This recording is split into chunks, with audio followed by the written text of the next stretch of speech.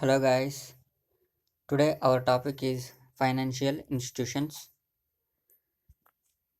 What are financial institutions?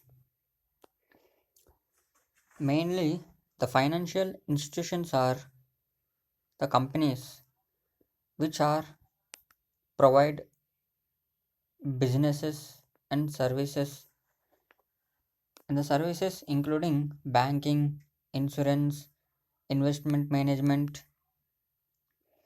It is also a government of consider it essential to oversee and to regulate these institutions as they play an integral part in the economy of the country.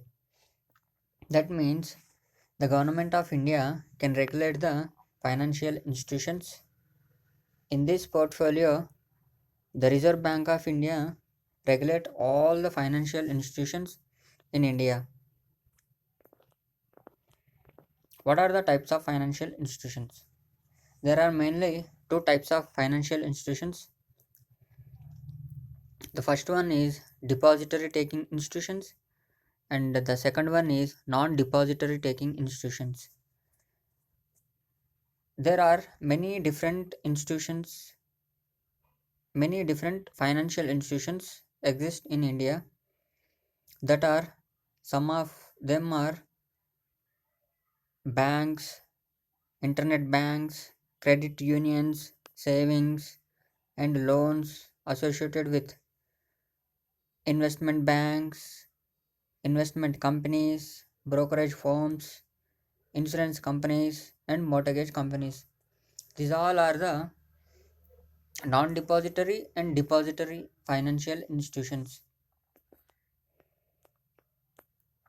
In the financial institutions, we have already said that depository institutions and non-depository institutions. In the depository institutions, we have further classified into saving banks, commercial banks, credit unions, savings and loan associations. In the commercial banks, that is depository institutions, they can accept public deposits and offers security to their customers. Due to the commercial banks, large currency have keep flowing on the banks. Using these facilities, the banks can give credit or debit cards to the financial institutions. Second one is saving banks.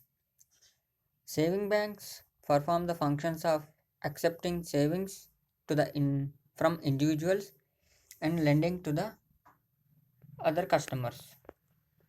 And third one is credit unions. The credit unions are associations created by the owner and also operated by the voluntary associated with savings their money and lending it to their member unions. These institutions are enjoying tax exempt status. Saving and loan associations. These institutions collect funds of many small savers and then lend them to home buyers, other types of borrowers, and these are people in getting residential mortgage, providing help to residential mortgages. And other type of institution is non-depository institutions. In the non-depository institutions, it is an intermediary between savers and borrowers, but it is not accept the deposits. That means it cannot accept savings and also deposits. That means term deposits and long term deposits. In these institutions, it can include insurance companies, finance companies, pension funds and mutual funds. These all these all are the companies which are comes under non depository institutions. What are the advantages of financial institutions?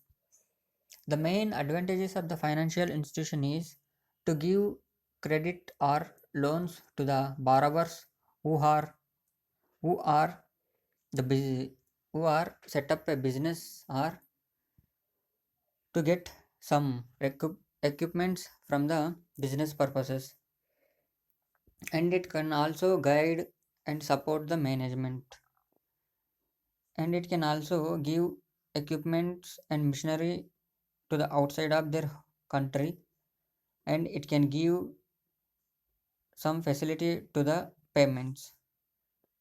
What are the disadvantages of financial institutions? Mainly, the institutions have high interest rate for the loan given to the borrowers, and they have many formalities to make the procedure time consuming, and also it have a rigid rules for granting loans. These are the these all are the disadvantages of financial institutions. Thank you guys. This is the topic for financial institutions, which can come under the IBPS PO interview and also RRB Scale 1 interview. Thank you guys.